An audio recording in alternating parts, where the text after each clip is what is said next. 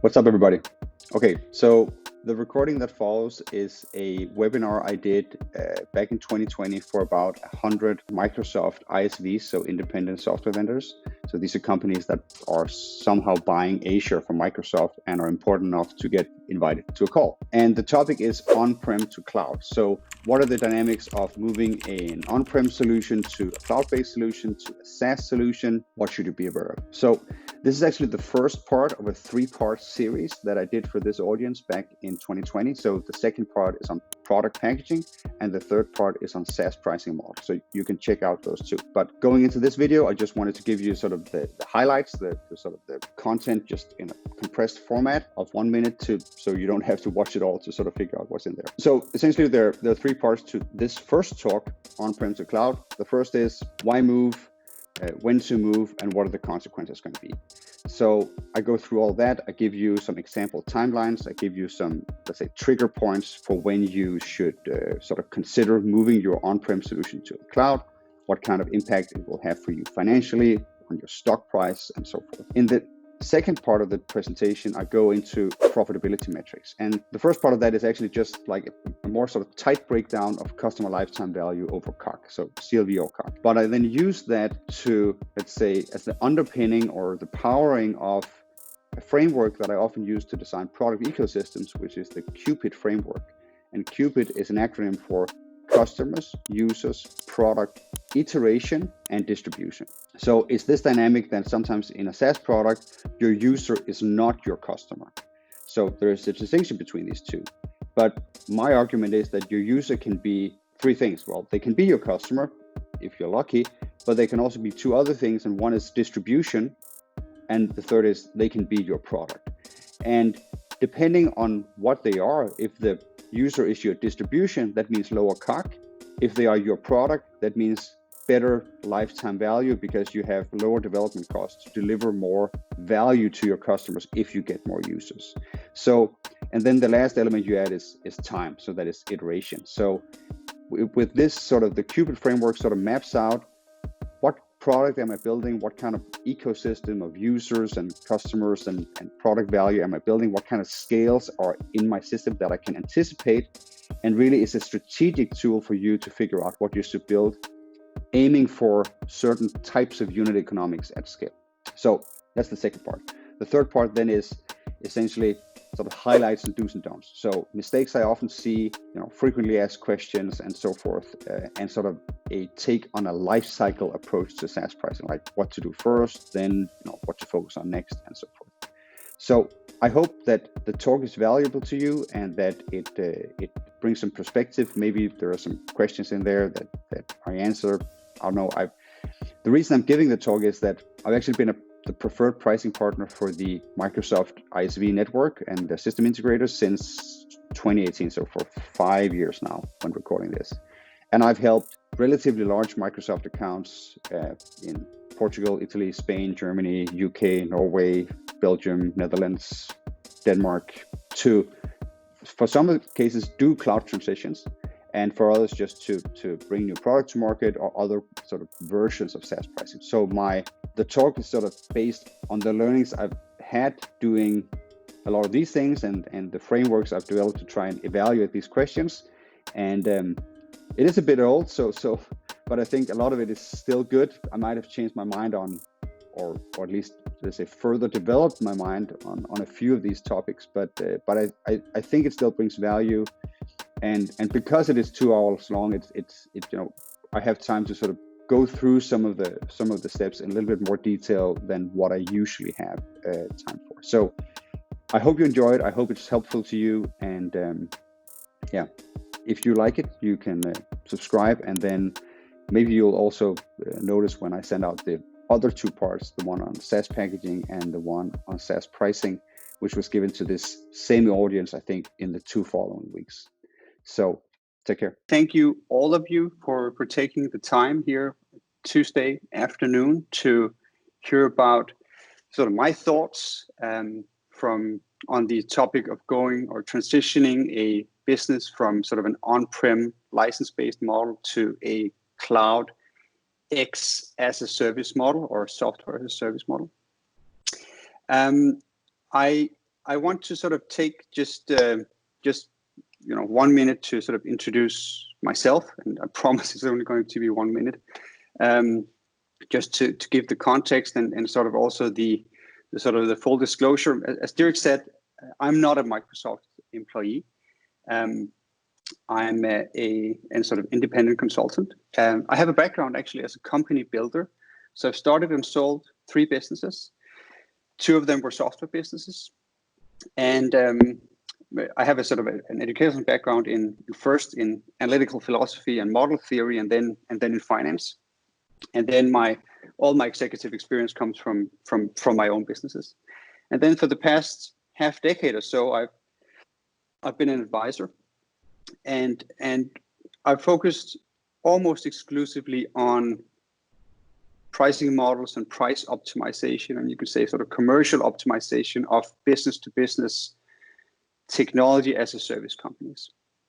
And for the past years, I've had this, I think, wonderful collaboration with Microsoft. And today's talk actually is a little bit sort of tangent to the price modeling and price optimization, because essentially it's a part of what comes before that, especially for the businesses that already have an existing price model and business model around selling a licensed software with usually a 20% maintenance contract on top, and then having to transition that business into something else. And I speak from, let's say, a basis of some research to the extent that it is available in the market. So I will have, let's say, synthesized a lot of what has been written and what has been published out there. And then, of course, also from experience, from having helped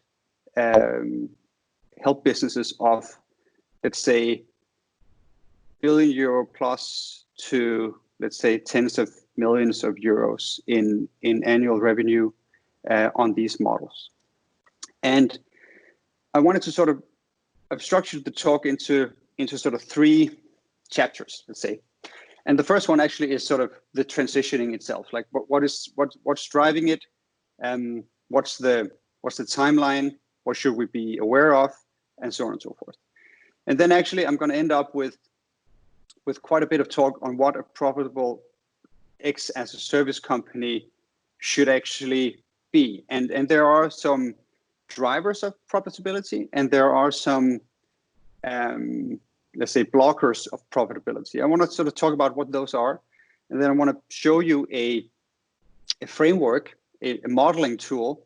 It's not a technical tool. It's a conceptual framework that we use to try and create forward-looking roadmaps for X as a service products, given their unique economics of having very low or distribution costs of 0, and sort of how we can use these to create what might be called a competitive advantage, or an ability to extract larger than normal profits out of the market. And those 2 things, the transitioning and the profitable SaaS chapters, are going to be, let's say, 90% of the talk. And then I'm gonna touch briefly on the organizational impacts to end with. And I think, so what I'm going to do is that I'm going to try and have an eye on the chat in this Teams meeting, but I might miss it. I might get caught up in let's say delivering my points and sort of reflecting with you. But at the end of each of these chapters, I'll pause and I'll sort of read through questions. So essentially, I'm hoping for 3 question sessions during this, and essentially. The format I think is best, given that we're so many people, is that you write me the question. So you write the question in the chat, and I'll try sort of pick the ones I like, I guess, and sort of read it out loud to everyone and say, okay, so we have a question that says whatever it says, and these are my thoughts on it, and then we'll sort of go through it. So given that we are as many people as we are in this call, I think we're closing in on, I don't know, a couple of hundred. We can't have a dialogue, unfortunately, not as I'd hoped to. Okay, so enough with the setup. So overall, transitioning from on-prem to cloud. Step one is to say, well, why? What's the rush, or what's driving this? And I think at the basis of this transitioning, of course, is a lot of technology moving forward. So there's the whole, say, cloud infrastructure being built up with that sort of IoT, edge computing, and all these other elements that are delocating technology from being something that you had close to where it was used to being, let's say, somewhere else, whatever that is. And from a business model perspective, there's a sort of a very, very high level sort of conceptual idea that looks something like this. So we have revenue on one axis and time on another, and there is this, worry that whatever we have now, let's call that the old model, is not going to last. So maybe we are still growing in the, let's say, old business model, on-prem business models that we have. Revenues are growing, but maybe growth is slowing down. And maybe we have this idea that growth at some point will stop completely and maybe even reverse and go into a decline. So what happens usually or often in businesses like this is that, well, since we have this, there's a shift in mentality, and mentality shifts away from growth and towards protecting profit. So we start to protect market share. We start to hang on to the individual customers, especially the large clients. We try to maneuver to get more profits. We start to maneuver to get efficiency in the model that we have. But we don't see any prospect for growth. That prospect for growth comes in what we might call the new model, which is carried by a new technological wave. And essentially, one of the differences is that it isn't very big yet. I think there is still quite a lot more software run on servers, especially for enterprise, than there are actually in cloud, even though, of course, that's shifting quite quickly. So there's this idea that the new model, and I'll just call it a new model here, we might call it sort of cloud distributed or cloud-based model or X as a service, but in reality, I think the as a service name for a lot of these new models is only partially correct, because often these new models aren't actually all built as a service. They are not all recurring revenue. A lot of the revenue that is being generated in this new model is actually non-recurring. It's one-off. It has a large part of professional services attached to it. It has a large part of sometimes sort of one-off license type payments upfront. A lot of it isn't as a service. It's transactionally based in different ways. So I've sort of opted for just calling it old model and new model whenever I want to sort of showcase the differences between, let's say, the business models we have based on old technology and business models we have based on new technology. And I'm full aware of all the, let's say, gray tones that you could and should actually paint in there. So let's agree that this is from a sort of 30,000 foot perspective, at least. So the idea is that revenues will keep growing in the new model. Whatever that means, it seems that whatever growth we had in the old model has sort of shifted towards new models. It might not be profitable yet. In some cases it is. There are profits, but in a lot of cases we just have growth without profits, sort of bottom line, hard, GAAP profits or bottom line sort of black numbers. But there is this idea that it will come. And then the focus of these businesses is not so much on the profits, actually, it's more on capturing the market share. It's on moving customers from on-prem license-based software services to new ones, or from building it themselves to subscribing to ours, or whatever it is. And the whole idea is that the new model is sort of on the new wave of business models that is being generated by this technology, while old model businesses might have, and of course I'm sort of paraphrasing here, but sort of missed the wave, right? And the idea is that if we have a very profitable, solid business on an old model basis, and we can sort of see that there is a new model emerging in the market, then how do we get across?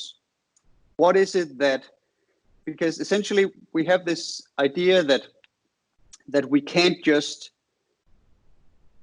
do both at the same time. There is some kind of friction as we move, and we're unsure of the timing, and we're unsure of, let's say, the necessary steps involved, and we're unsure of the cost, and we're unsure of the strategy to do this. And I'm going to talk a little bit about this. And I think the first one we should look at is sort of because old model and new model might be different depending on what kind of industry and country you're in. So I first wanted to touch about sort of 4 telltale signs that you can use as sort of a very quick sort of reference guide to what the timing is like wherever you're at. And I call it sort of 4 canaries in the coal mine. So the idea is that, I don't know if you sort of know this reference, but the idea is that people who worked in coal mines would carry canary birds with them. And whenever the CO2 levels in the mines became dangerously high, the canaries would actually die before the people would. So whenever you had a canary with you and it would drop dead, it was time to get out. So it's sort of used as a metaphor for early indicators that something is about to happen. So the first canary in the coal mine that you're approaching, or a new model is entering your old model market, is that the salespeople that you have in the field is getting asked about it more than once, So you might be selling something on a tender bid, or you might be selling something sort of outside a tender bid, but during the sales conversation, the customer asks, "Oh, do you have like a cloud-based model, or can we pay for this instead of on a CapEx basis, maybe on an OpEx basis as a subscription?" And then your salespeople say, "Well, we thought about it, but we're not there yet," and that's fine. So they still buy the old CapEx solution, the license plus maintenance model, but the question was there, and it became a conversation in your sales cycle. And when this happens more than once, you should start to take note. So because somewhere in your market there are some early adopters who are maybe looking across to other industries and seeing that, well, this is a model and maybe it worked somewhere else and it might also work in our model. So we'll just ask our software vendor if they have this for sale. And okay, they don't, so we'll just move on. So the next canary in the coal mine here is that everyone is talking about it all the time. So especially your leading customers. So you will have customers that really love your software, but they also start loving sort of the new business model. So they will say, well, we'll buy this from you as a license on-prem again, but you should know that we have a technological roadmap that tells us that we should have most of our software purchased on an OpEx basis in 5 years or 7 years or 2 years or whatever it is. Your board will start telling you. If you do sort of market research, the market research will start telling you. So this is sort of essentially the signal coming across lots of different channels. And I've just said leading customers here, but essentially at this point, it should go from, well, I've heard it once or twice, to, well, it is an ongoing conversation inside our organization and outside of it. So far, so good. Next step is that it actually starts to affect your sales. Your growth on core offerings flat. So you're not growing anymore. You might even notice that growth goes to someone else, competing offers in the market, and this starts to be a real problem. So if you didn't get the signal before, then this is sort of a maybe a time to listen. And the last signal, the last warning that you get before the crisis really sets in is that your market valuation declines. And this, if you're a publicly traded company, then it's your stock price. If you're a privately held company, then your owners will start to notice and will pressure you through the board, which will pressure management, and so on and so forth. And overall, if you take these four canaries and sort of line them up on a timeline, you can say sort of very broadly something like this: that if you start here, you are, when the sales get the question first time, if you react at that point in time, then you're likely ahead of the curve. So as soon as the market gives you the impulse to move to a new model, if you do it then likely you're among the very first ones. If you do it when everyone is talking about it, then you're likely on time, because that's usually when everybody starts to move. If you only start to move to the new model when the growth has stopped, then you're likely behind. And if you don't move until your stock price actually starts to decline and people are starting to unbet on you, then there is a chance that you're too late, that the growth has already happened, and that there are so entrenched competitors now in the new model that you will be about to enter that is going to be really hard and really expensive for you. So if we sort of look at something like this and say, okay, so what's driving the lack of momentum and moving forward in this? So if we have a picture that looks like this and say, okay, so there's growth to be had and there's maybe even higher revenue in the future, then why not move there? And essentially, it comes down to what you might call a very classic innovator's dilemma. So if we have a very basic top line and bottom line here. So you have revenue of X and you have costs of, well, less than X, then you have a profit in between. If you have to move to this new model, whatever that might mean in your scenario, at least what's going to happen is that you can't close your existing business today and start the new business tomorrow. You'll have to sort of run them in parallel for a while. So while you do that, your costs are going to be larger because you essentially have to run two product roadmaps, maybe even two types of organizations. Complexity is way larger, and you have to sort of manage the interplay between the two. So you have this impact of investing in the new model while maintaining the old model, so that drives your cost up. Hopefully, at the end of this transition phase, your labor costs will have gone down.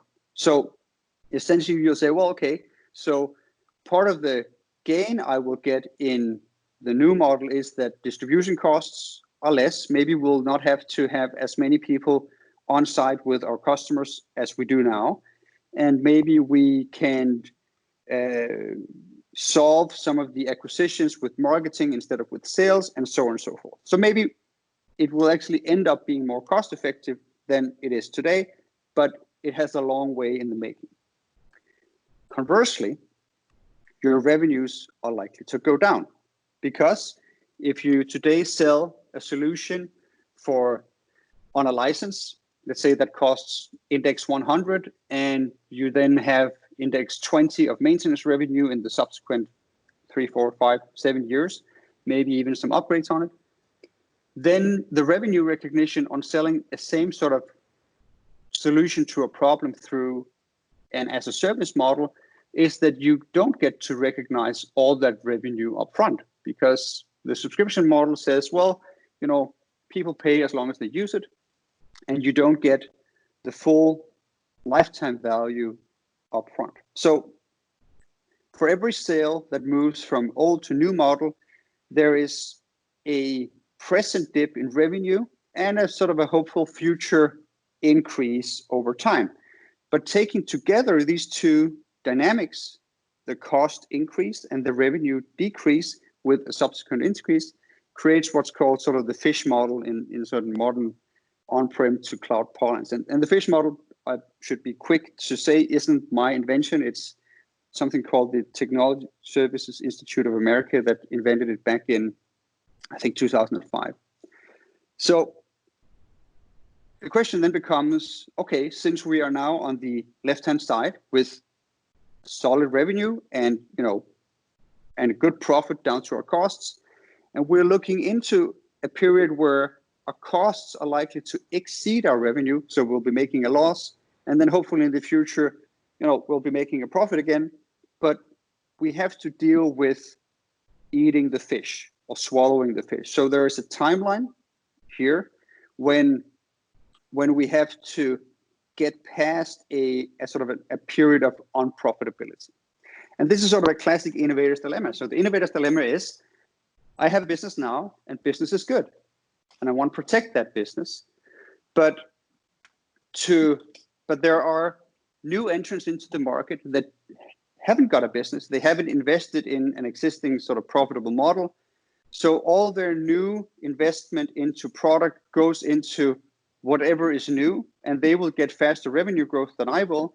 And eventually they will eat away my market share. So I will end up losing, but it'll just take a long time. And if I react too late, well, it's too late. So this is sort of the core question. This is the question is sort of, and well, we get a lot of sort of types of questions on this fish here, which is, well, is there always a fish? How should we eat it? Can we do something about the cost? Can we do something about the revenue side? And I think some of the top lines and sort of questions that we have are, when should we begin? Like, when is the right timing to actually to start this? How long will it take? So is the fish 2 years long? Is the fish 7 years long? Is it 15? And how does the organization need to change? And does it need to change right away, or or by what signals? You can also add something around how the market should be handled if you're publicly owned, and you can and so on and so forth. And essentially, just to jump to the conclusion here, well, the fish has to be eaten, and the easiest way to do it is you can't make it any less fat. It's going to be higher costs and lower revenue for a while, but you can make it shorter. That's sort of the idea. Okay, but overall, to answer the questions a little bit in one at a time, we'll start with when should we begin, and then we'll go to sort of how long it will take for this fish. And the first part of it is, well, when should we begin? That depends a little bit on where your organization is at the moment. And I have a very sort of quick test that you can sort of run mentally on yourself and maybe your top management team if you're not it yourself. And essentially it is, ask yourself the question. So what is this new model, X as a service or software as a service, to my organization? What is sort of the right metaphor if we were to use one of the following three metaphors? And the first metaphor that your organization might be appropriate for your organization to use around software as a service or X as a service is, well, this new business model is like an olive tree. So an olive tree is wonderful. It's a wonderful business. It gives us revenue, every year, but it's something we plant now, and then the next generation will harvest the fruits of it. So essentially, if your organization has the approach to software as a service, something like the following, well, we'll have a team that looks into it, but this is not going to affect our core business for at least 5 to 10 years. Like it is not even close to be on the horizon of what makes us competitive or what we care about. Then I call this sort of the olive tree approach to X as a service. It's like, well, it's so far into the future, it's so later that we're not even going to worry about it.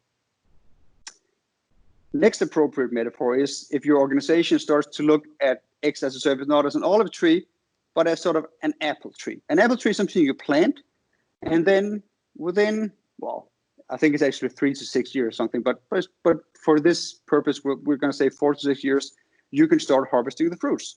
So you can also look at this, well, this is usually within the tenure of the current CEO, right?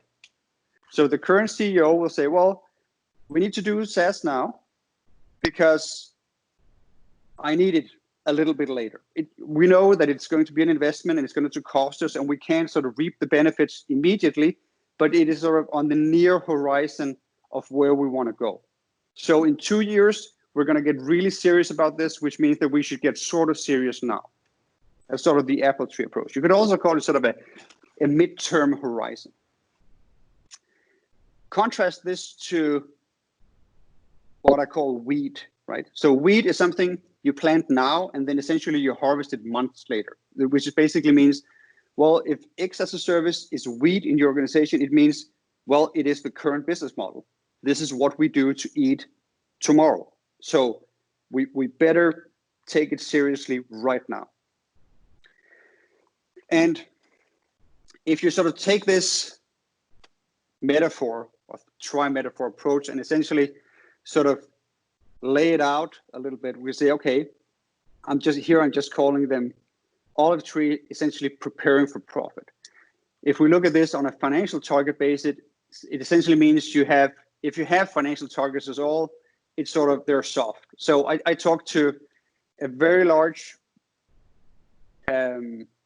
they're an OEM, they create logistics systems. They have maybe a couple of thousand installations worldwide in factories and elsewhere. And I asked them, and they were introducing their first new X as a service product within the next year or so. And I asked, do you have targets for this? Are there benchmarks that you need to hit? And essentially they were, no, someone mentioned that it would be nice to have 20 customers before New Year's, but you could also tell that, if they ended up with 10 customers and a really good story, that would be okay too. So whatever the targets are, if they have any, they're soft. And you can bet the house that they are not going to disclose those targets to their owners, right? Whether that be the stock market and it might not even come all the way up to the boardroom. So financial targets are being kept sort of very close to the body. In terms of old model versus new model, well, if they have this first X as a service product launched, it's going to be less than 2% of total revenue. So it's going to be almost a rounding error and something we play around with.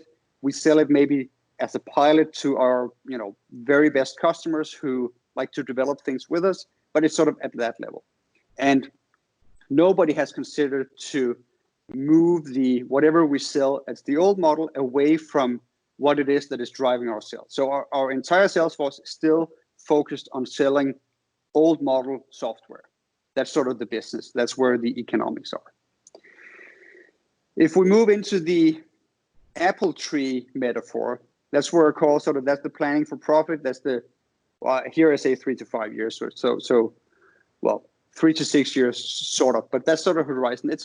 It's close enough where it sort of moves into the present. It's like, okay, we need to, if we need to get there in 3 to 5 years and have a meaningful X as a service, a new model business in 3 to 5 years, there are things that we need to do today. And one of those things are that we start to have financial targets. And they are possibly soft, but at least you have more of them.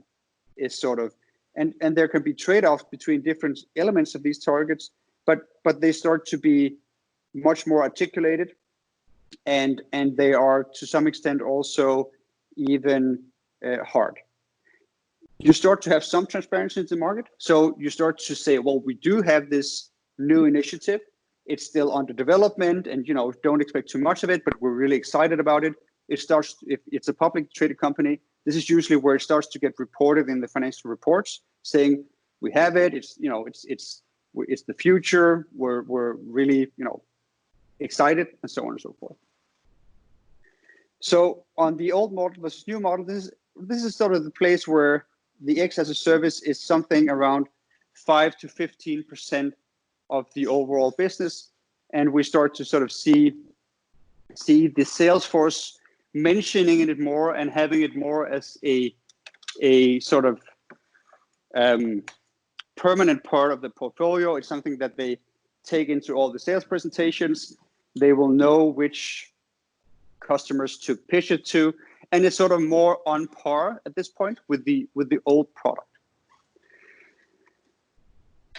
if we take sort of the last step of this,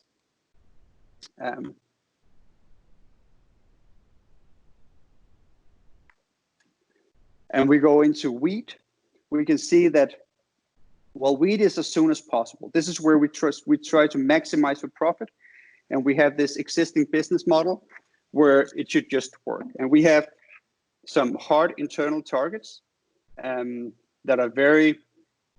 is driving the business, maybe even more so than the old model targets that we have. We're starting to communicate them. We're having external commitments towards them. It's starting to drive a lot of our business. And the new model is somewhere between 20% plus, and will within a very short-term horizons of 2 to 3 years be at least 50% of our entire business. So, and the old product we have might even be sunshine at this point, maybe not on a maintenance basis, but at least in sales, we can see that we have a very hard commit to this new X as a service model. So this is sort of of course, this is a simplified viewpoint, but essentially it speaks to how an organization starts to look at these things and what it is that we need to do. And essentially you can sort of, if you look at it on a timeline, you can sort of move it into something like this. So I've placed it into 3 phases here. And essentially you can say above the line here, you have all the management decisions and announcements. And essentially it starts with a decision to begin, and it ends with a public announcement that we are now an X as a service business, whatever that means. In between, you have sort of the shifts between the phases. So the first shift that happens is that you go from toying with it internally to saying externally that you're going to invest in this. You say to your customers, you take to market, you try to scare your competitors with it, and so on and so forth. The next bit is that you announce that you are now transitioning to this. So this is sort of a step up from the investment bit to saying, well, we are now going to transition, meaning whatever old model we had, we are now going to remove that from the market as well. And at the bottom of the timeline, you have these sort of initiatives on the product and what you sell. So it starts usually with some sort of a pilot. Then you start to incentivize the pilot a little bit, or the X as a service offer. Then at some point in phase 3, you stop selling the on-prem, you announce the sunsetting on the on-prem. And at the end, maybe you could call that phase 4, what happens is that the new model has become the new normal, and you're focusing on profitability instead of growth on that as well. So this is sort of the overall timeline. And one of the questions that I get most often is, well, how long does it take? And how long should each phase take? And so I put in, well, these sort of what I would consider good guidelines for a medium to large size business to aim for in this. And this has to be seen with what I said before, is that essentially the longer you stretch these phases, the longer the fish is going to be. And you can't really make the fish any less fat. You're only bet on let's say making it easier to swallow is to make it shorter. So it essentially to make the process as quickly as is sort of practically possible. And if we go through the timelines a little bit, usually what happens is something like from whenever management decides to begin to you're in the market with the first pilot, that's usually about a year. So there's a year of internal preparation and discussion and talking about where to begin and so on and so forth. So that takes about a year. And then you start, and then you run about a year with this pilot, and you start to internally educate your sales force about what it is and why it is and what the future is for this and so on and so forth. So after 2 years of this, you should be ready to say, okay, so, we're now confident that this is worth investing in. And then you do that. And then maybe for 1 year more than 2, but sometimes you can have a market where 2 years is the right amount of time for phase 2. You develop your products to be more market ready in phase 2 until you're ready to announce that you will at some point sunset your old model or on-prem solutions. Then you announce that. And then the phase that really is expensive for you to run is actually phase 3. So if your public announcement is whenever it is, and you decide to run that for 5, 6, 7, or 8 years, then that's likely suboptimal. So usually we'd say from the time you make the announcement saying, well, we're going to phase out this old technology and we're going to phase in the new, make it happen in 3 years. If you could do it faster, do it faster.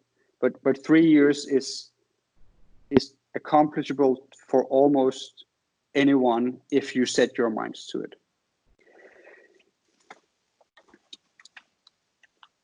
These benchmarks are run on sort of how these things go over time. And what we can see is that as you progress through the, let's say, seriousness that you take this with, usually what happens is a lot of discipline occurs in terms of both your cost effectiveness and your transitioning of sales to the new model. But actually, if you're a publicly owned company, something else happens, and that is that the more you commit and the more aggressively you commit, the less your stock price will take a hit during the transition. So it seems that there is data on this, but it is not data that I can show you because it isn't mine. But I might be able to link to it in the slides. But essentially, we can see that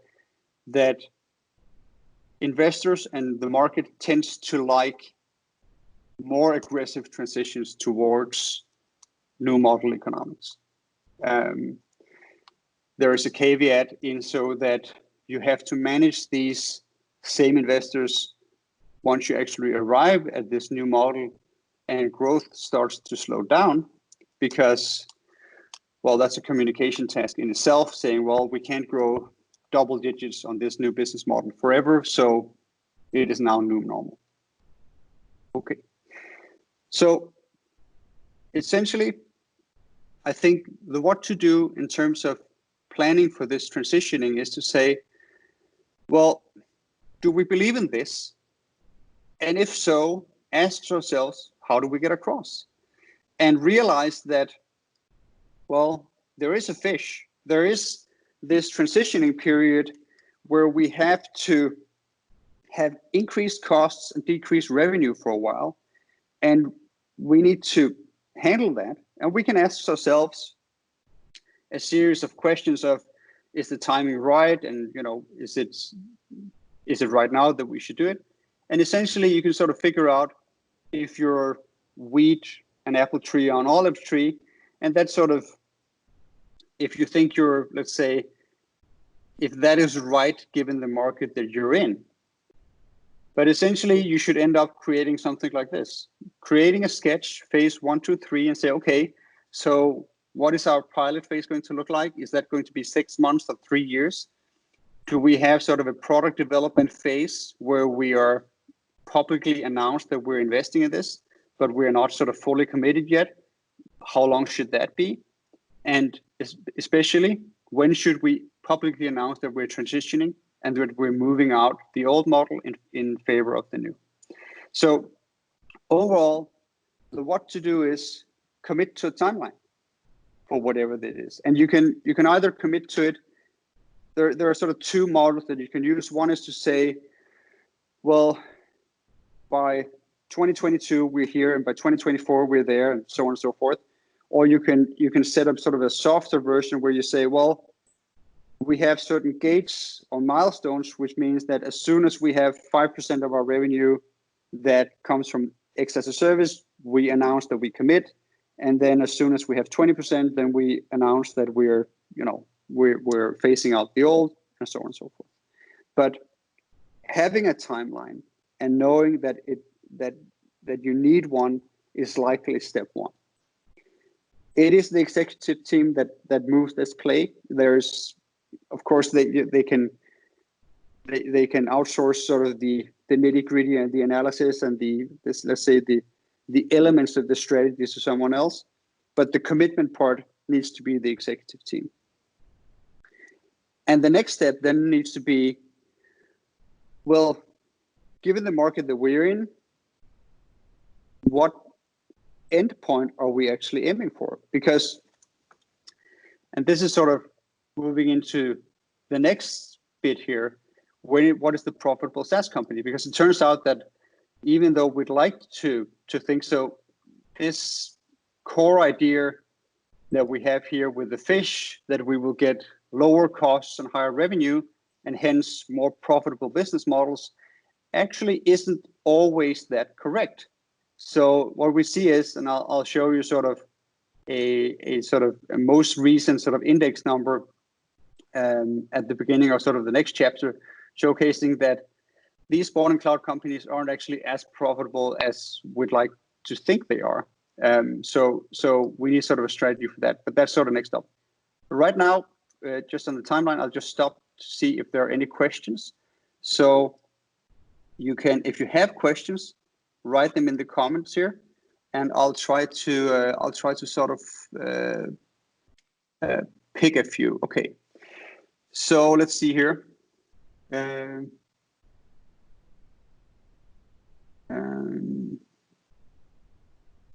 Okay, there are people that are troubleshooting my sound for me. Okay. Okay, so it says here. Okay, would you recommend for a company to start looking at transforming when its customers are asking more consistently for X as a service, but at the same time they're experiencing incredible growth and increasing stock price? Well, so of course you should start looking at transforming when your customers are consistently asking for it, I'd say, because you might be with the old product. So there might be several reasons for your growth. You might have moved, let's say, geographically, or you might have otherwise come into a growth streak that isn't, let's say, sustainable for the long term. So of course, so essentially, I'm saying, well, that depends on your situation, but you could look at it this way, saying, well, at least the phase one, where you start looking into it and you start running pilots, that can happen while you're having large growth and good stock prices on your core business. So it's more sort of readiness, which I think is actually what many companies are doing. So essentially, it's sort of this phase 1 to 2 years that can happen while you're still enjoying a lot of the benefits of the old model. And you might even say, well, you could move into phase 2 while that is happening as well. But that more has to do with, let's say, a concrete analysis of the business that you're in. Is the growth sustainable, and why? And you can say, well, if we have the option to convert this growth that we're seeing into X as a service growth on sort of a, let's say, similar economics, then why wouldn't we do it? We can, instead of trying to educate our customers to, let's say, the on-prem version of our software, we might as well take the wind we have in our backs and use it to sort of power this sort of new model transitioning. So, okay, so the answer is yes for phase 1, possibly for phase 2, and then be ready to move aggressively into phase 3 once that growth slows down. Okay. Another question here from Douglas. So the fish is not necessarily symmetric. So don't we want to find a way to flatten the bottom in relation to the top? okay, let's look at the fish. So the idea is to flatten the bottom. And so essentially what you're saying, Douglas, as far as I can tell, is, okay, the costs are going to be the cost, but can't we at least look at not having the same kind of revenue declines or accepting revenue declines? And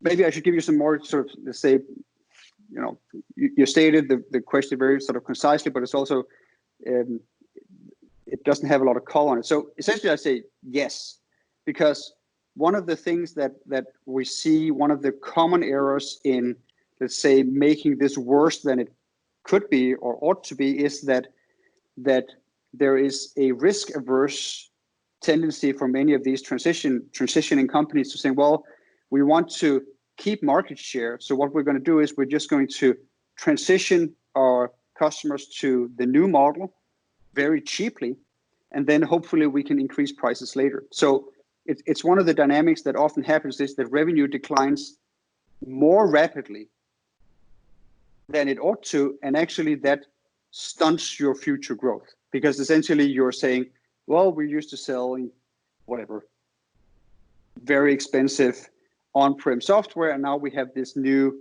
let's say, cloud-based data analysis product, and we're just going to give it to you for free, just as, as greasing the sale of the license in the beginning. And if you approach your market in that way, then that can be a real problem. So you should definitely sort of plan for these profits in the new model very early on.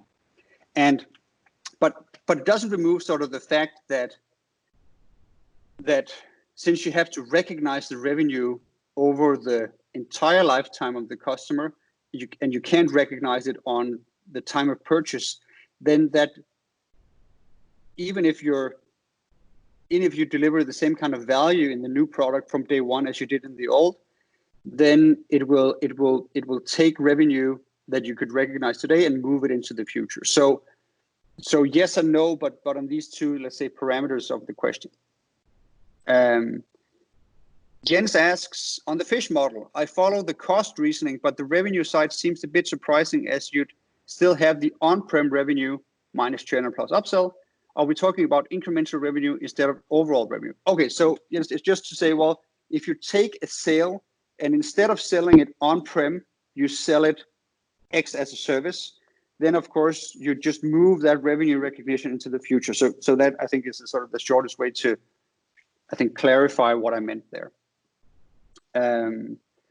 Then we have a question. We have 3 more questions and then I'll move on. So Manuel asks, what do you think about a mixed model where a small team is focused on creating as fast as possible a first-class product, wheat model, but others do it slowly like an olive tree? So the way I understand your question is, what if we have several tracks inside our organization and they move with different mentality? Yeah, okay. So I think that's great. I think there has been this idea in especially large enterprises that corporate garages, corporate ventures, and so forth is sort of a way to get across this innovator's dilemma. Essentially, it is, we're going to find someone that we, trust can do this. We're going to give them some resources. We're going to move them off site, and we're going to tell them to disrupt us, right? And what we can see is that it rarely works, actually. So for whatever reason, it's just really, really difficult. So the farther away you can get that team actually from the core business, the better they seem to do. But then, of course, you also get the problem that the less access to the resources in the, let's say, old organization they have. So there are, I haven't seen any, I've seen a lot of people try, and I've seen a lot of large enterprises really invest heavily in these types of sort of venture tracks or corporate garages or sort of agile teams with self-governing and so on.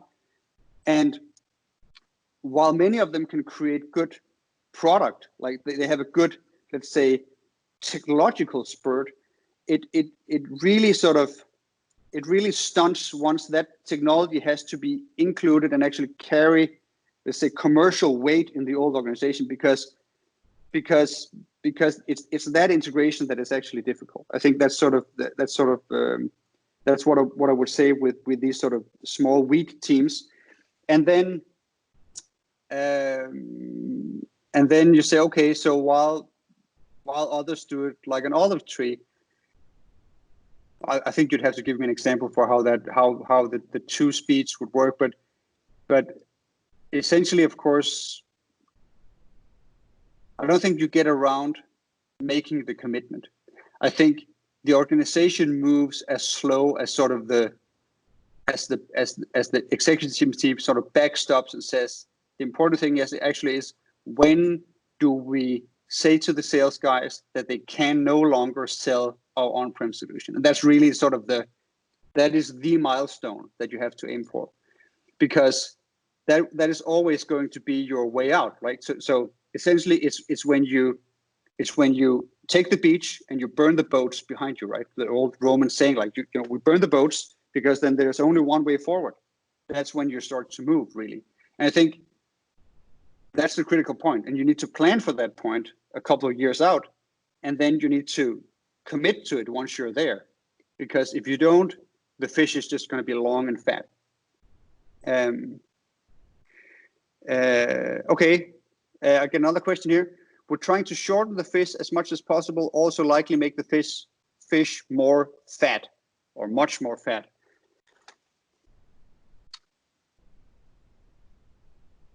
Perhaps, but not for the reason that the costs are the costs and you can eat them slowly or quickly. But it will only be more fat on the short term if you don't manage it properly. That's sort of the idea. So if you're moving faster than your organization actually has, let's say, capacity to do, and you're making sort of unwise decisions in the market, that can drive up your cost. But other than that, no. It's one of the odder things about these fishes is that it's just like a Band-Aid. You just need to rip it off. And of course, you know, I'm talking I think the fastest model that I suggest you move through these phases is 5 years. So I'm not suggesting that you should try and do it in a year or two if you have a business of any meaningful size. But, you know, if you need more than 5 years to do this, then you really got to ask yourself why. Like, what is it in reality that should take us more? And I'm not talking about necessarily sunsetting the maintenance part of your on-prem, on the licenses you sold on-prem, but at least stop selling them, right?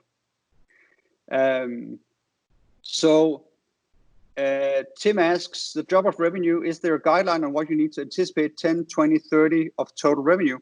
So essentially, the easiest way to think about this, Tim, is to say, okay, so if we sell something for index 100 and we charge 20% maintenance, so 20 for 5 years, we end up selling to that customer on a 6-year period for 200 worth of, well, intellectual property, software and services, right? And if we take that same customer and just convert it to an X as a service model, and I'm not saying that's how you should do your pricing, but, you know, for the sake of argument, let's say that you do that, then you end up something like 35 as a subscription price on the indexed basis a year. So you can say, well, year one, I would have sold for 100 worth, and I would have in the on-prem model, but as a subscription model, I maybe only sell for 35. And that means that for every customer you do that for, well, you lose 2/3 of that revenue. And then for the next year, instead of 20% maintenance, then you gain up to the 35, like the new subscription ceiling, and then you can sort of model it out like that. So the question really is, well, that depends on how fast you move your install base, right?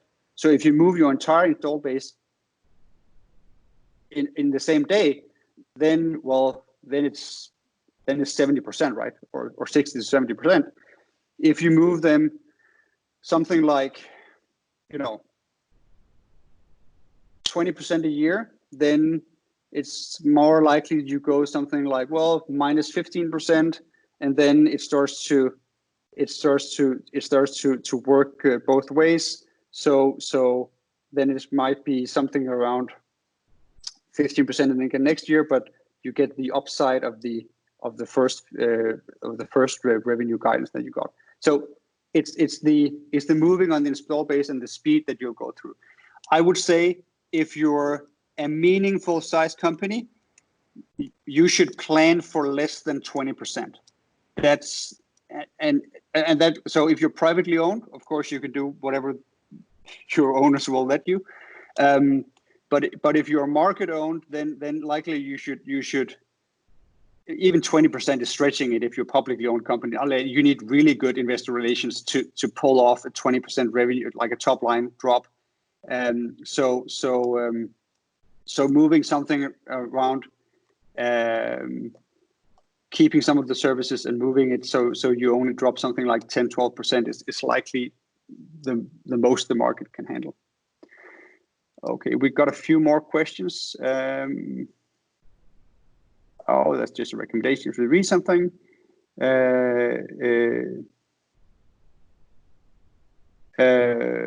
Okay, fair enough. Those were the questions. Okay, so great. I love questions. so it takes me a little bit out of the rhythm of just going through it. So let's keep that up. Okay. Next bit. Profitable software X as a service, and because it might be software, but it might actually also be humans doing service. It might actually have hardware components. It might have transactional components. It might have lots of things. And as I said, new model isn't always as a service. So if we look at two indexes of technology companies, the first one being traditional ones like Microsoft and IBM, and the other one being sort of cloud-based like Rackspace and Salesforce, we see something like this. And this is obviously not mine. You can find this at the TSIA, the Technology and Services Institute of America's website. And they have these two indexes. The one is, they call it the TS50 index. That's a large index of, let's say, large technology and service companies. IBM and Microsoft is in there. And the TSIA Cloud 40 are the large cloud companies. So that would be Rackspace and Salesforce and so on. And so these numbers are compiled from the annual reports of these companies. And they are from, well, they're almost a year old, but you should sort of, the thing to notice here is two things. Well, first is that growth is higher in the cloud companies, but operating income is zero. So let's say that again. So essentially we have sort of a measurement or sort of this idea here that, well, growth is higher, but we're still not at a profitable stage. And what we can see actually is that if we take the TSIA Cloud 40 and we look at the 40 component companies, we can see that, okay, so on average, they have an operating income of 0%, but that actually sort of covers something like the following, that I think it's 12%, 12 of the companies are actually profitable. Some of them are very profitable, like Google is in there, but 28 of them are actually unprofitable. So we see from the largest cloud index that we have available to us that actually 2/3 of the index, maybe even a little bit more, are unprofitable. They are not yet at a spot where they are as a group turning an operating profit. The good news is for them is that last year, the 2018 numbers, the average was -5%. So you could say that this is sort of the first year that as a group, they aren't losing money. They actually sort of are at break even. And when the numbers come out this summer for the 2020 numbers for the TSIA Cloud 40, we expect to see positive numbers. But the cloud transformation for these companies has been happening for almost 2 decades now, right? So Google is an old business almost, at least by sort of conceptually, we've many of your employees likely grew up with Google almost, or likewise. So the idea is that we have this idea that once we've done swallowing the fish, we will end up with, sometimes I call it sort of the bounty myth of SaaS profits, which is something like, well, the recurring revenue compounds. So every sales dollar we spend is going to create sort of $2 of revenue. And of course, we already built the software and distribution is almost free. So that means that as soon as we're sort of past cross the chasm of this, we will just turn insanely profitable because essentially we have 100% profit margin on this. So isn't that great? Something like that. That's sort of and I see that way more in growth companies and venture-backed companies than I see it in sort of mature enterprises. But there's still this idea that software as a service has these very favorable economics built into them, and it's only a matter of getting there. But once we are there in this sort of new X as a service sort of realm, profits are almost guaranteed. And as we see, that's not the case at all, actually. So for several reasons, and I'll just go through a few of the, let's say, very common culprits of why bottom line profits actually doesn't happen even in large cloud companies. And the first is that,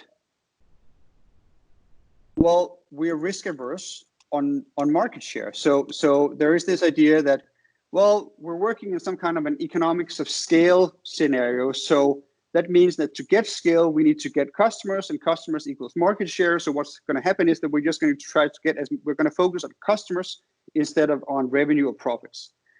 So in a transitioning scenario, that might mean something like, well, we want to transition our entire install base. So maybe we have 500 customers in our install base, and maybe you can convince your board that once we're done transitioning, we can be down to 490 or something like that. But it's we can't get down to 300. There are very hard boundaries around the loss of market share, usually in transition processes. So the way that you solve this is often with price, and the evil little sister of price, which is terms and conditions. So essentially what you're going to do is you're going to say, well, we're going to give it to you cheap, and we're going to trade with you in an overly fair manner in ways where you can just cancel the subscription anytime. We're not going to try and sort of bind you to us, and we're going to maybe even give you pilot projects or onboarding or professional services, all these sort of auxiliary elements of our offering for free or also at a very low price. And the idea is that, well, once we get there, we will be able to charge for this or raise prices. But in reality, that's more difficult than it appears. So one of the ways that you can lose a transitioning game is to actually transition, but doing it on a much lower revenue base than you were. And you still have high costs, as it turns out. So you just end up being less profitable. Okay, so not a good place to be in. Second, because you're an on-prem business and you sell very expensive licensed software, you have a very highly skilled outbound sales force that is very, very good at talking to customers. And you're using this sales force actually to drive some of the intelligence gathering in your transitioning phase. The problem is that a lot of the customers that can buy your X as a service offering aren't profitable to sell to in the same way as the traditional on-prem sales were. So essentially you have this very large, expensive sales organization, and maybe you even decide to expand on that in order to cover both the X as a service offering and your old on-prem offering. And the result is that you end up with too expensive sales. You might even use your sales force to also cover upsells, to take part in the service of this new X as a service offering, and so on and so forth. And essentially what happens is that you're using sort of an old model, an old cost model in sort of a new economic scenario, and there are instances where that isn't the right call. So, and we see this actually, so I think for a lot of these, for the TSI A40, it's something like 20% of their revenue is spent on sales. It's a very, very large percentage. And some of them are, of course, growing comparatively, but it's still a very, very large percentage. So sales costs are remain high in a cloud offering.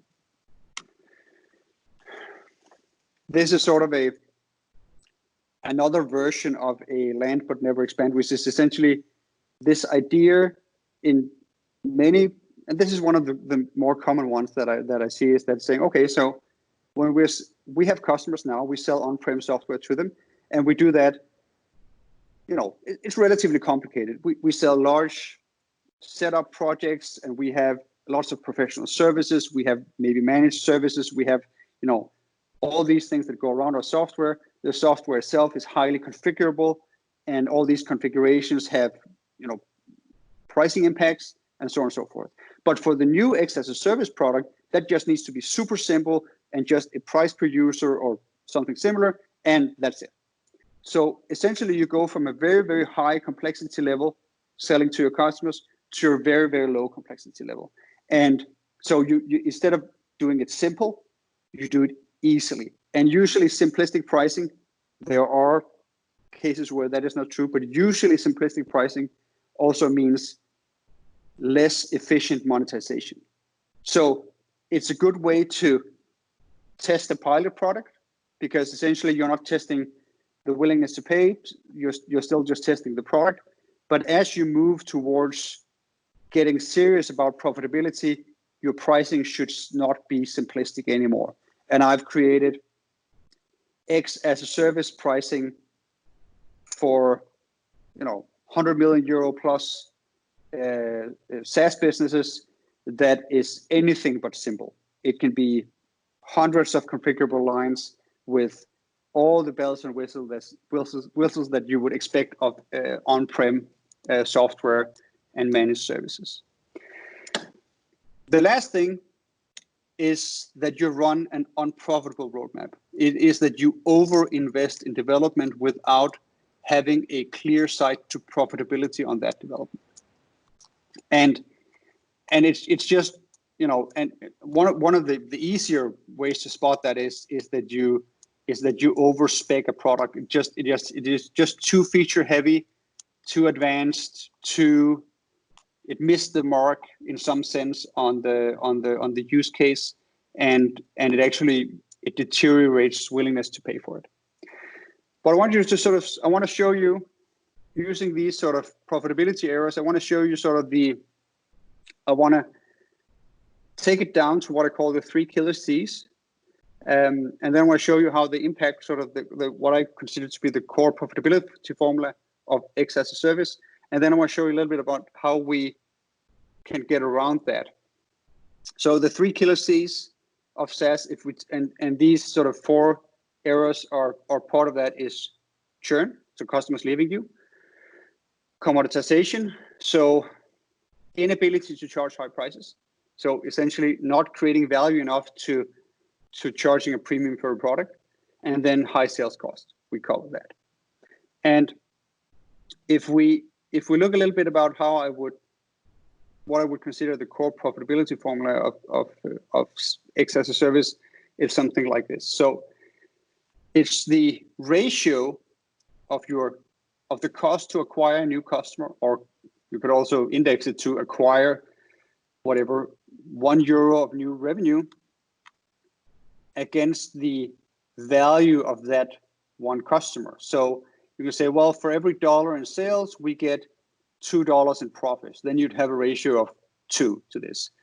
If it's true that for every $1 we spend in sales and marketing, we acquire $7 in customer lifetime profit value, isn't revenue, but it's gross profit, then the ratio is 7.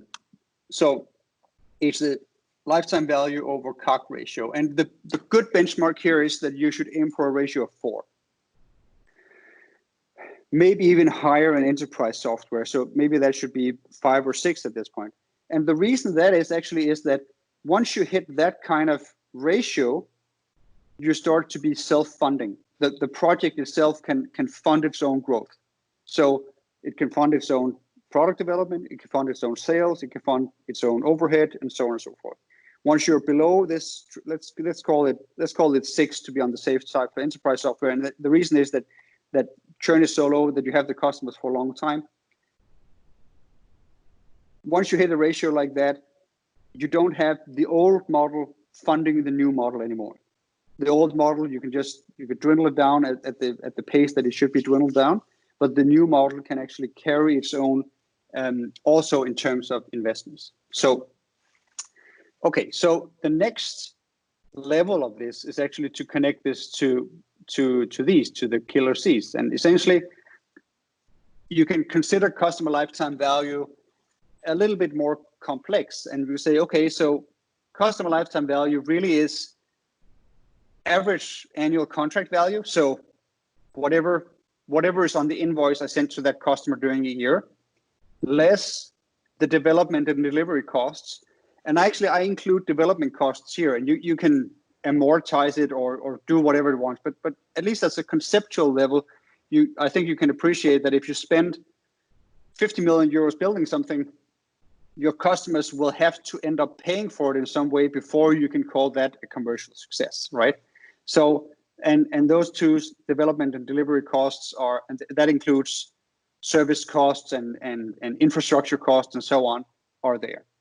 And then you just have the net churn of those customers for every time period, if you do it monthly, quarterly, annually, whatever it is. And then again, divided by the sales cost. So if we then take the killer Cs, we can see where they work. So high acquisition cost is just that. It's high acquisition cost, but seen as a relationship to the lifetime value that it brings you, right? So, it can only be seen as high or low when you compare it to the result, like the resulting sale, right?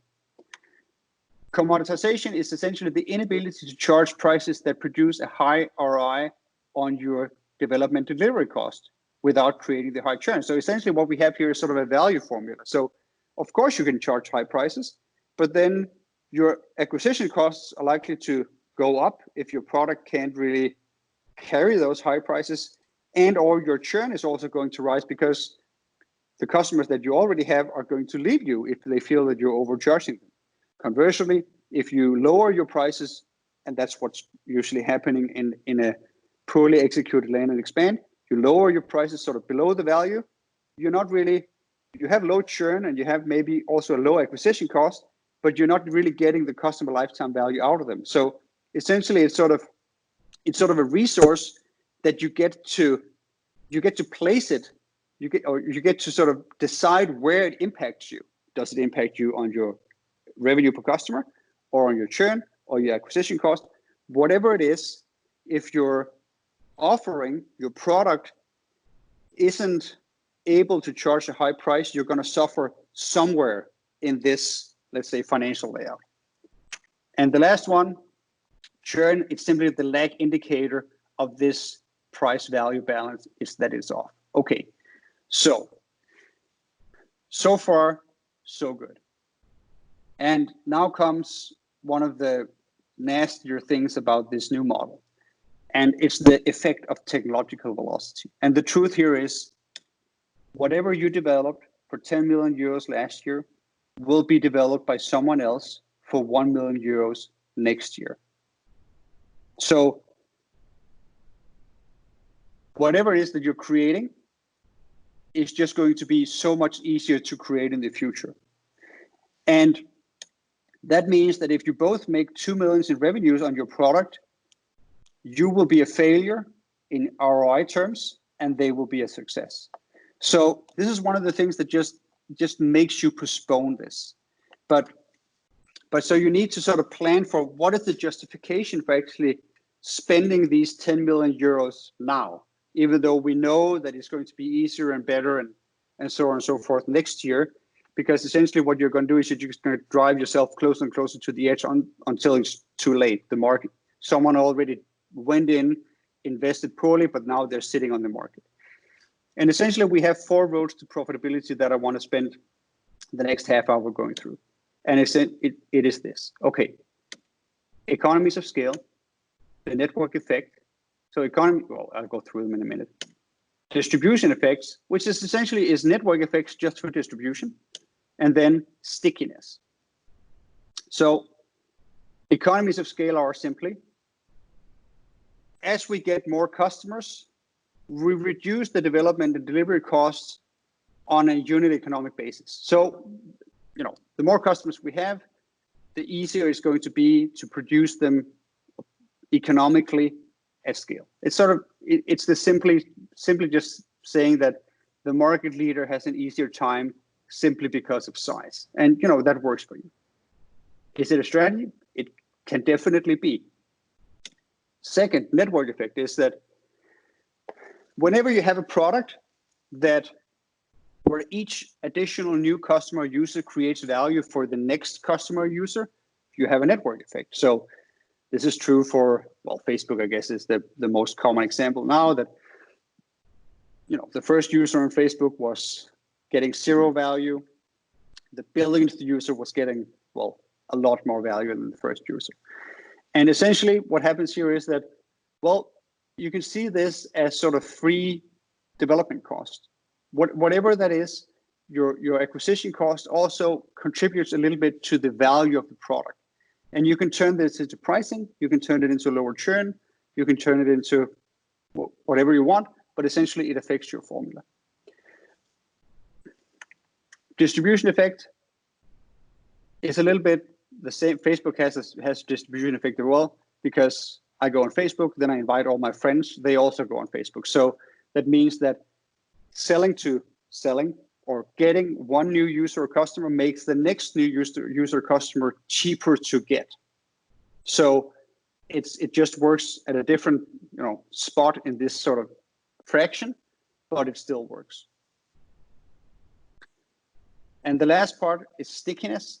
And essentially it's sort of a combination of what I would call high switching costs. So it's getting the customers locked in so that they will have to invest heavily to get out of your product, along with actually creating a very high degree of value because you've sort of designed your offering to this particular customer. So it's part of also, it has to do with market positioning. But essentially, most of this actually comes as customers invest themselves into the product ecosystem. So this can be designing their processes around your product. It can be educating their employees. It can be, creating supplementary code to work together with your systems as interfaces and so on and so forth. So essentially, it's everything. It's a broader concept, but it's everything that you can do to get the customers to invest themselves into relying on your product. And essentially, you can convert this into, the easiest thing is to convert it into lower churn, but you could also convert it into higher pricing, right? So it works on sort of the top end of this fraction. So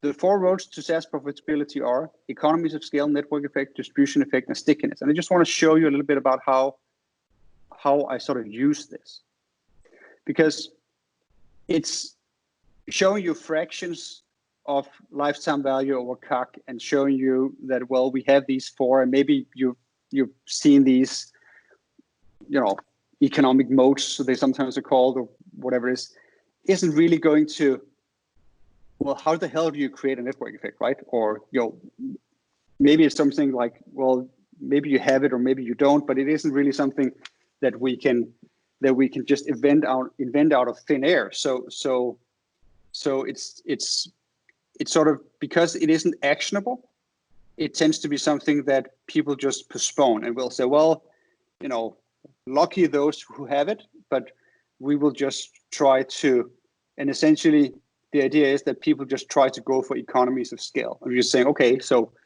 we're just trying to get big, and then hopefully the unit economics will take care of themselves, and hopefully, we'll win in the end. And that is exactly sort of the road of let's say, poorly executed land and expand, or at least that's what land and expand is trying to do. It's trying to say, well, we'll get economies of scale. We'll just get all of the market. And once we have that, it's going to be really cheap for us to produce. And then even if we don't price highly, we'll still be reasonably profitable.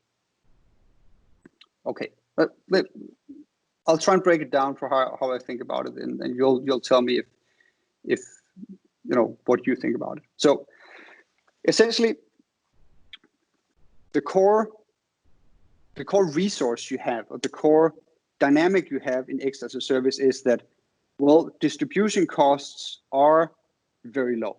So you have some options that you don't have in on-prem software. And the core element here actually is that in on-prem software, there's this tendency to say, well, if we have a user, then that user damn well be paying us somehow. So there's a very strict relationship between the customer and the user. They have to be sort of the same, at least in the same organization. And that isn't actually true for X as a service. We get new dynamics, and I use a framework that we've invented. We call it the Cupid model. And the Cupid is just an anagram or an acronym for customers, users, product, iteration. So what happens over time once you run a process multiple times, and distribution. So customers, users, product, iteration, and distribution. So we formulated it here. So we have these here: customers, users, product, iteration, and distribution. And I'm just going to show you a little bit what I mean about this. So I couldn't find, I unfortunately, I'd say, have NDAs with all the enterprise customers I have. So I've used a couple of examples from not non-enterprise customers, but hopefully they can sort of illustrate the dynamics anyways. And the first customer is actually, it's the Google startup of the year 2018, and it's an app, and it's called Be My Eyes, and it helps create a network of volunteers all across the world that helps blind people see. So if I'm blind, I open the app, I press it, and the app instantly creates a video link with a volunteer in my time zone that speaks my language, and I get to point my smartphone at whatever, a can, and say, is this a can of beans or is it a can of tomatoes? And then the volunteer says, well, it's tomatoes. And then I say, thank you very much. I hang up, and that's it. And that's what the app does. And they have, I think today they have more than 4 million users. Their first customer was actually Microsoft. So you can actually call the Microsoft help desk through this app and say, you know, my Word won't open, or whatever it is, and the Microsoft help desk can, through the video link, guide you. And if you're blind, that's a lot of help if you're living far away from your local computer store. So the problem is, well, in this case, are the 3 million volunteers and 200,000 seeing impaired or blind people, are they the customer? And no, they're not, because it's very unlikely that the users in this scenario would pay.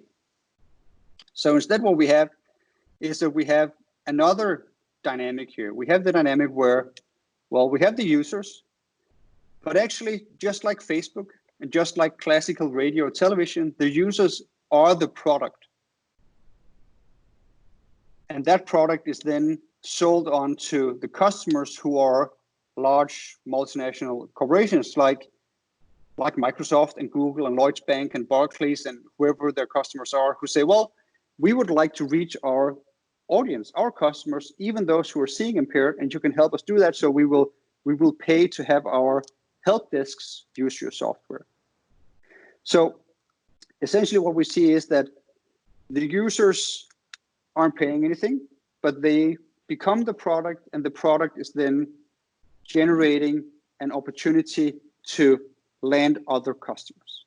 Okay, I'm just going to go through this example to illustrate again. So another example is Nime. It's a data analytics open source platform based out of Germany, I think, Switzerland, one of these. So what they have is they have 500,000 open source users that loves to do data science, and KNIME is free to use. So what happens here is that they have this open source software that they give to all these people. And then a lot of these data scientists that love to play with the open source version are actually employed in large multinational corporations who can't use the open source version because it doesn't have the necessary security, it doesn't have the necessary compliance. Maybe there are some terms and conditions that are, not tight enough in terms of data ownership, so on and so forth. So all the users become the distributors for landing the actual customers, and they have customers like Procter & Gamble and, as large as they come, all of whom are essentially driven by these open source users who in 9 out of 10 cases actually work in these organizations and are already using it and are test driving data on it inside their organizations before actually calling them up and saying, well, can we please buy this for us? Okay, so essentially what we have here is, this is a network effect. The more users I have, the more valuable it becomes, and it sort of drives this.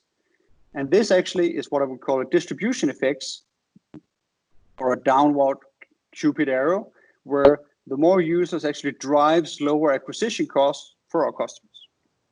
Okay, then let's start to sort of combine them and see how these product ecosystems can work once you sort of run them a little further. So another company here, this is sort of a startup actually based here in Denmark. They do conference software, physical conferences and virtual events. So let's say that we have an economies of scale play here. So they have users, those are event managers, and they actually are the customers. So they sell access to their software to event managers, and usually the customer is the organization that has the event manager hired.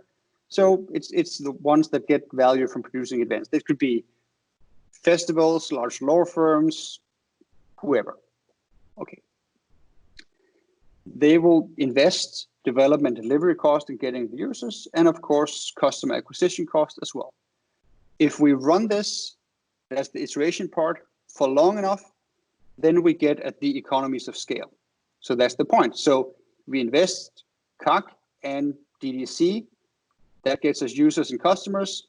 We do it again and again and again and again, and sooner or later we get economies of scale, meaning that given enough investment, this will produce a lower unit economic, simply because it's just on a per customer basis cheaper to manage 10,000 than 10. So that's the play here. And if we manage 10,000, then we can actually be more competitive in the market than the new upstart who only manages 10 or manages 0 and has to start from scratch. So that's the play on economies of scale. And it's only through running one of these 4 plays, stickiness, economies of scale, distribution effect, or network effect, that we can hope to be more profitable in the market. Outside of these 4, there are no options. That's at least my statement. Okay, so let's say that we want to run another play instead of the economies of scale. Maybe we'll say, well, it'll come, but it'll take years. So let's try and get to profitability faster. Let's try and run a network effect.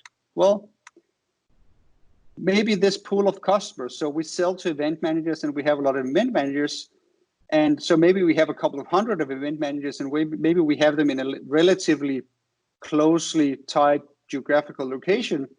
So, and maybe all of these event managers are looking for venues to have their events in. Okay, maybe we take them and we pull them, and then we start to sell them, we package them, and we sell them to event venues. So essentially we'll say to our event managers, well, we can find you the venues. Here's a nice list of venues that we sourced for you. And then we take a kickback or something from all the venues. And the venues are happy because essentially we're solving one of their marketing jobs for them, or their sales jobs. We're just bringing them customers. So, maybe that's good for us. So essentially what we see here is that as we run this, as we put in development and delivery cost in one end and customer acquisition cost, essentially we create this second product, this pool of customers that is valuable. And if we monetize that by selling it on to the next type of customer, the venue, then we have a nice thing going on. And we can even run this further. We can say, well, why not say that for all the venues, we create a little interface for them, and we say, well, why don't you sell our software to all the other customers you have who, of course, are looking for event software, and we use these event venues to be the distribution for us, and then that ties back into our first user and customer type. So essentially, what we can try and create here are, because the distribution is so relatively easy for us and low cost, we can try to create these dynamics in our product portfolio where investment in one thing somewhere in our ecosystem creates either development cost for free, like value for free, or it creates acquisition cost, so it creates its own marketing essentially, or sales for us somewhere else.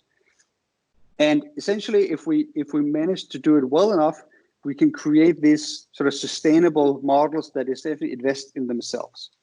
So if we have something like this with distribution, it's like here, we can say, well, if we run this over time and we sell to the users who then become the product for the next type of customer, who then sell back to the first user customer pair that we have, then if we run it over time, we have what we would call stickiness, which means that all of these people are now invested in their value chains, and all their touch points towards other people in this value chains is also run by our software, which makes it increasingly hard for any of these people to leave, because essentially we are solving different problems for them.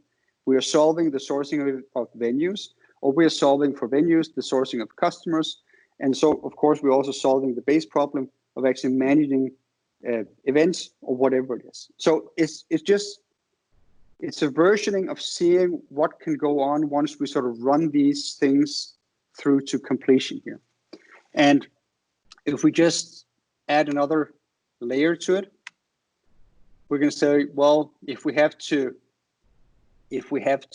attach pricing, essentially the rule is that whenever we're using someone to create a product, it should be free. Whenever we are selling someone a product, we should charge.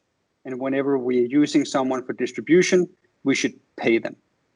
That's sort of the easiest way to sort of thumb up, thumb down your pricing on this. The costs are going to run something like this. Well, we have development cost and acquisition cost at one end. We get a little bit more development costs creating this new interface for event venues. We get a little bit of acquisition cost, but comparatively less when we have to find these other things. So the core idea is to take a good look at your product and the potential that it has, and essentially sort of run it through this model, right? Or we can say here, we can say, we're going to have a top line, and we're going to have costs on that top line, and sometimes customers are going to leave us, and we have to pay to get new customers. That's just the reality of things. It's the same reality for all our competitors. But maybe we could position ourselves in a way with our customers so that some of these economics are better, right? So maybe we can position ourselves in a way where, let's say, the customers sell for us. Or maybe we can position ourselves in a way where the customers actually become the product. Or maybe where they are so invested that we can actually either decrease churn or add higher prices.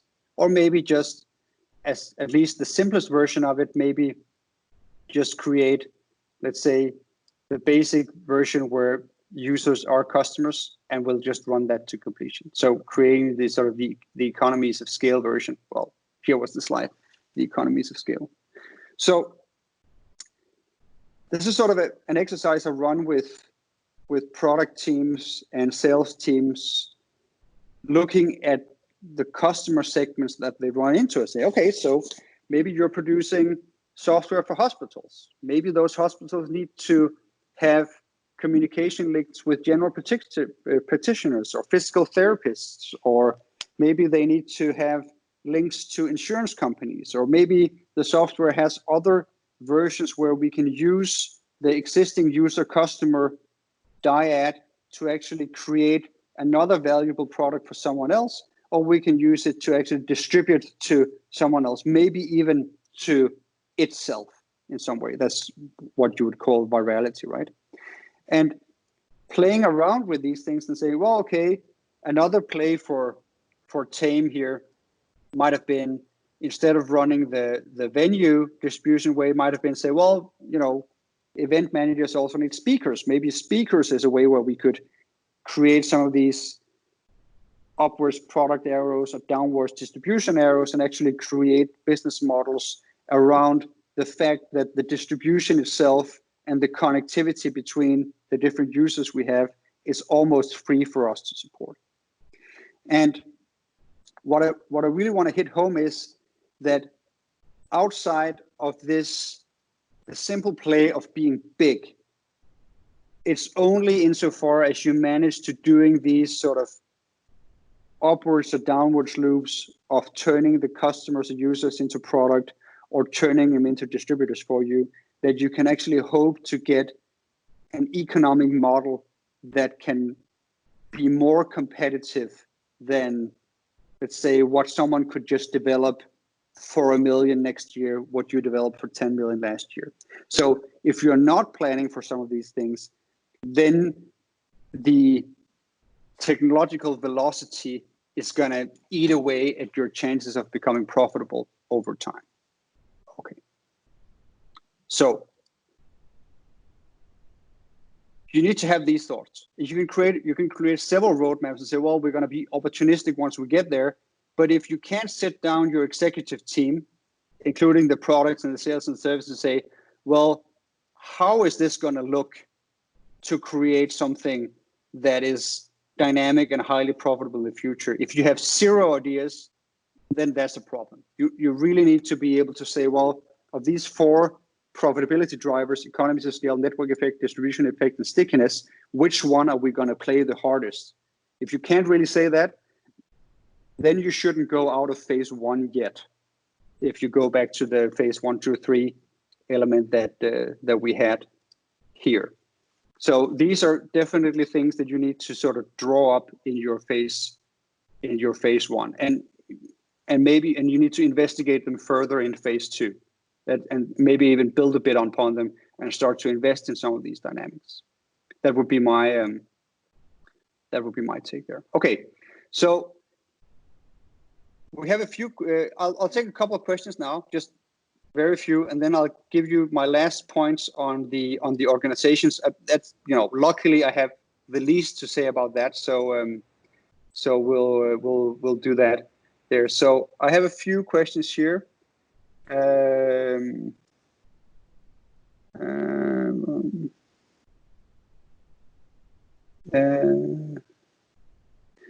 Okay, the first one is regarding the lifetime value of the customer.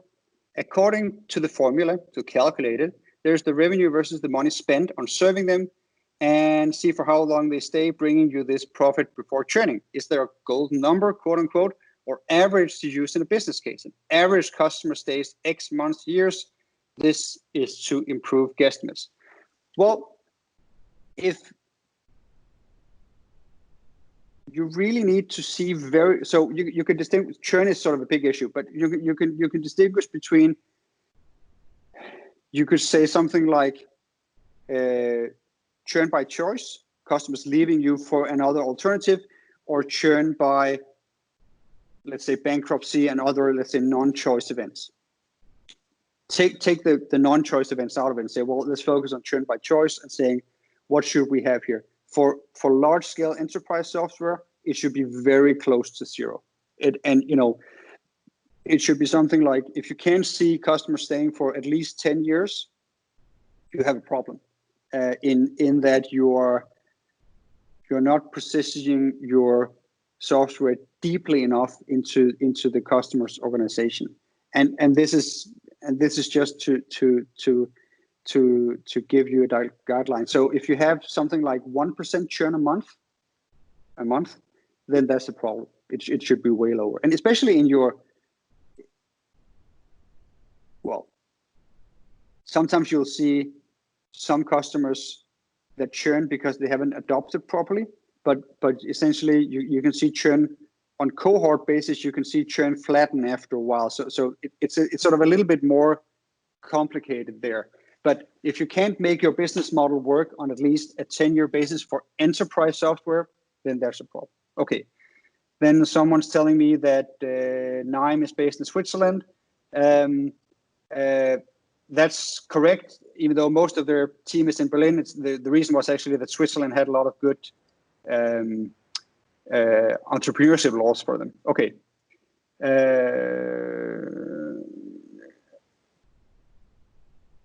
And then something says pricing. You mentioned some benchmarks, and you said, I understood that you think a good annual subscription is 35% of the license.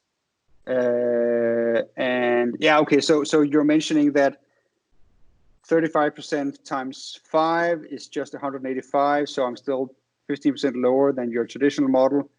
And you're saying, is this 35% an average based on your experience in the EU? I have heard that 45% of index compared to license model is more common used, but maybe that's in the US. So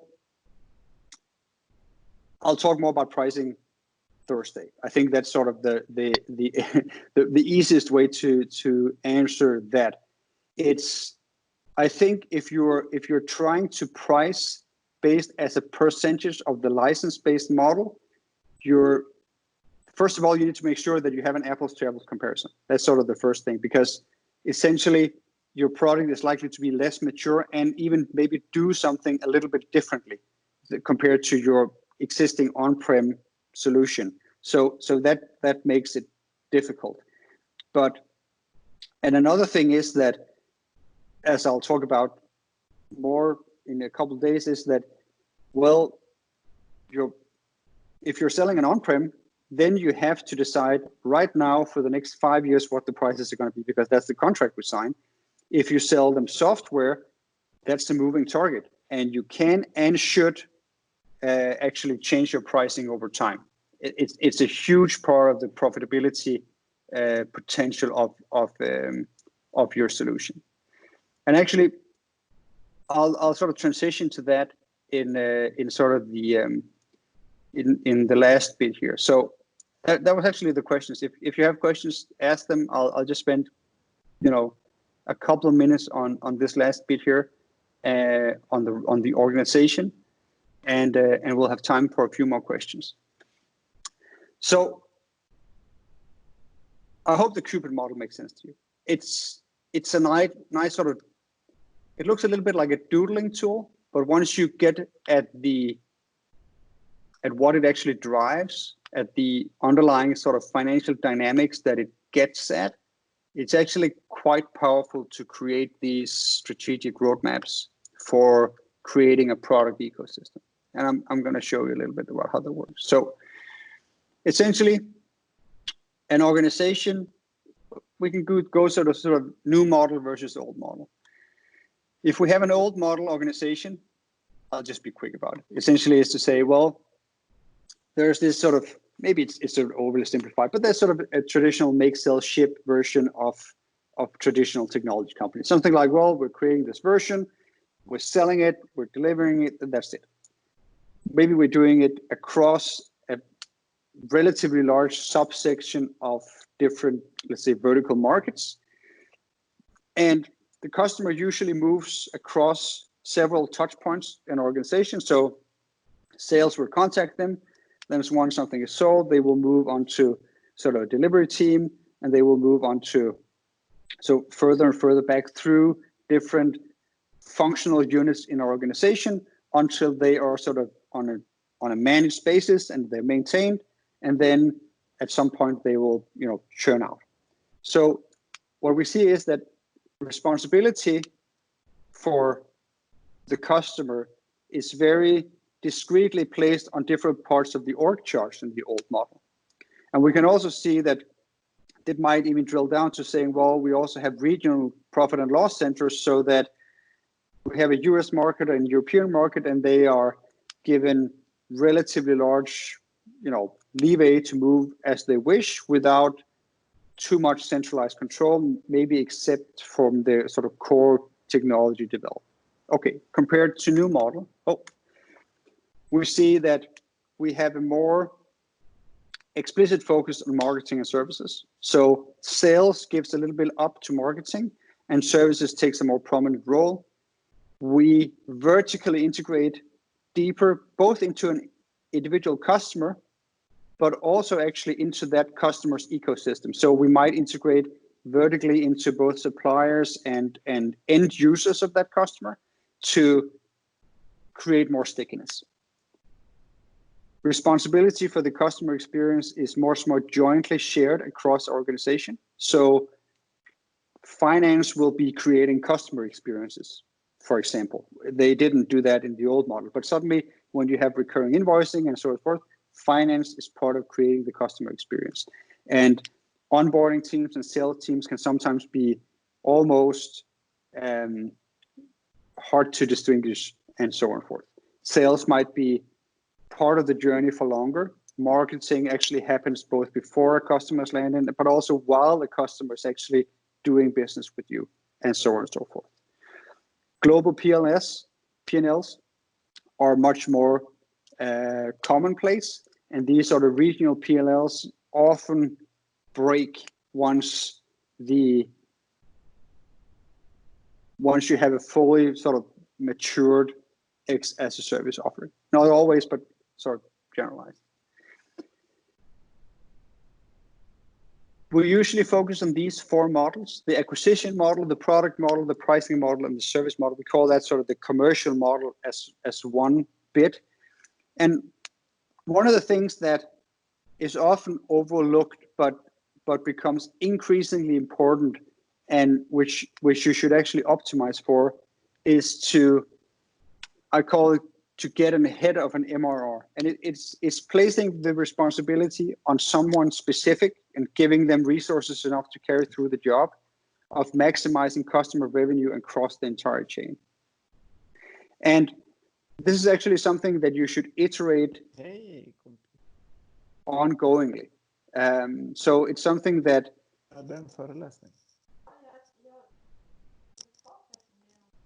I can. Is that you, Dirk? I can hear you talking. Let's see. No, it was, okay. I'm muting the participant. Yeah. Okay. So we see these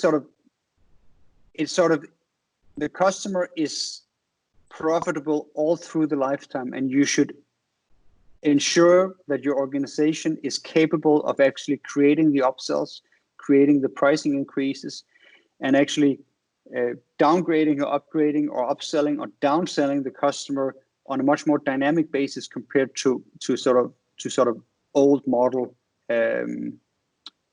business models. And sort of the last slide I want to show you is this, and it's simply the effect on the customer lifetime value ratio to acquisition cost based on how dynamically large-ish companies manage to do this. And this is a data set on just shy of 100 companies with 30 million or more in recurring revenue. And we see if we have no centralized function that handles pricing, so pricing is, for example, just handled in sales, maybe locally, then we see that these recurring revenue businesses tend to only earn back not even twice the acquisition cost. So there isn't a lot of room to cover overhead and development, delivery, and so on. If we have a yearly review of pricing, so now we also see that pricing starts to be, and pricing is also product configuration, so it's creating offers and bundles to customers.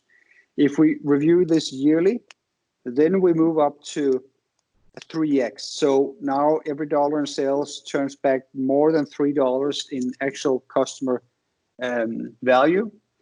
But if we see, this is sort of the surprise, if we actually do it ongoingly, that jumps to a factor 11. And I know the data set isn't that big, but if we run the same question on 6,000 smaller subscription companies, we see the same trend, definitely. And the trend is the following. It's from the annual to the quarterly or more often that we see the largest jump. So, and the reason for this is actually that as you go through your organization, different things need to happen. Sales need to have a different position and so on, but you need to have a much more closely view on how the monetization dynamics happen across your product portfolio. Okay. That was the headline. The transitioning bit with the phase 1, 2, and 3 and the fish model, the profitable SaaS with the Cupid model doodling tool, and then the organizational impacts, which is, and you don't need a lot of impacts to begin with. You can go into this, once you hit phase 3, you'll need more of it, but you don't need to change a lot in the phase 1 and 2. Is maybe the last thing I'll add, but certainly once you start maximizing for profit, having someone that is responsible for the total profit per customer and optimizing that is crucial, and it can't be sales. That's sort of the thing here. We're at the end of the road here. I'll stay on for as long as you'll ask me questions, at least for 5 to 10 minutes if you do have any questions here. And I'll just answer them for that. And if you have to leave, then leave. I'll send you the slides on an email, and if you have any questions that you don't want to answer or to ask in a public forum, you're welcome to reach out to me through email, and I'll do my best to answer there, or we can set up a call. And I of course hope to see all of you, I guess, Thursday for the price modeling, where we'll go much more into detail about pricing and when to price what and how to do pricing metrics and so on and so forth, and how to create simple but not simplistic pricing, especially for enterprise customers. And then next week, we're going to talk about packaging. So what features to who, and we're going to expand that to cover both technical features, but also service features, and also what I would call transactional features, and you might call them sort of elements of terms and conditions that could be inputted into the value proposition here. Okay, so I'll just I see a couple of people leaving. That's fine. Stick around if you want. I have maybe 1 or 2 questions here, so I'll just do those. Estler is asking here, when moving enterprise on-prem business to enterprise SaaS, do clients typically expect short contract durations? Can you still sell 3 or 5 year contracts once you move to SaaS business? Well, the answer is yes, you can, but you shouldn't. So I can show you the slide next year's. We can see that the longer the contract duration, the less growth in revenue per customer you actually have. Let's say that again. The longer the contract duration, the less growth you actually have in revenue. This is actually one of the errors that you can do in a transitioning phase, is actually to say, well, we used to have this certainty of revenue on a sale for maybe 5 years out, or at least 3 years plus some extensions. We can't give that up, so we should tie the customer in. But what happens when you tie the customer in is also that you can't increase prices on those customers.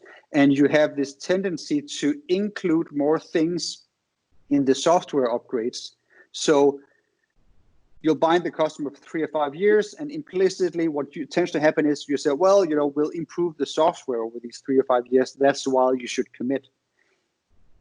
Contrast that to another scenario saying, well, you can leave anytime you want. And next year you say, well, we have this extra module you can buy or not, depending on what you want. And we're going to raise prices 5% because we developed the product to carry at least 5% more value. if you compound these effects over time, you get some pretty dramatic increases. So I worked with an enterprise SaaS business this November. They turn over maybe 100 million euros worth of annual recurring revenue on less than 30 customers. So large insurance companies were their customers. And we managed to raise prices 40% on their recurring revenue because they hadn't touched pricing for 8 years. It was like, well, you missed at least, they had inflation already baked in, but they had spent tens of millions of euros on product development that they just hadn't priced in, and they'd just given it away. So we could just pull back a lot of product from people for the customers who actually weren't entitled to it, upsell that same product to them and raise prices on the base. And we did that with, we're still sort of selling the legacy customers, but so far with 0 churn on a 40% price increase. And so part of what we did away with was the long contract periods, because they are actually killing your growth as an enterprise SaaS business. Okay. See here. So how does the fish model look like if you just do subscription licenses on the old model? So Lucas is asking this question. So what I'm hearing is essentially you're saying, well, we're still going to on-prem install it, but we're just going to charge you differently. So we see sometimes there are like hybrid versions where you do sort of a lift and shift and you cloud deliver essentially an old architecture. And essentially, well, at least what you get to do, Lucas, is you get to reprice based on actual market value. So if you're priced perfectly with the old model, then on a long-term horizon, if you price equally perfectly on the new model, but you're essentially delivering the exactly same software, then it should even out. But what will happen is that your cash flow will suffer, as will your revenue recognition, right? So that's the answer to that. But should you do it just to get started in the X as a service? I'd say that these shifts to just essentially not create anything new, but just put a new business model on it can sometimes be necessary in order to create the internal momentum in the organization.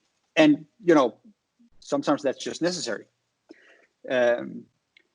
Okay, so next question here. So Pierre asks, on-prem solutions tend to be highly configurable. What is your point of view on highly configurable pricing offerings for SaaS, such as allowing users to choose the exact amount of users, storage, etc. they need, versus pre-configured pricing offerings with typically 3 to 4? Complexity in pricing and complexity in product follows this lifecycle approach on how much you want to maximize the profit per customer. And of course, also, you shouldn't go too simplistic or too complicated based on what customers you have. But essentially, the answer is that changes over time. So while you might start out with something relatively simplistic, it's likely not right to stay with that. Some models are right to stay with it, but in most cases, you should go more complex over time. So while you're testing the core, let's say pricing architecture to begin with, you can go relatively simple to get good feedback on that.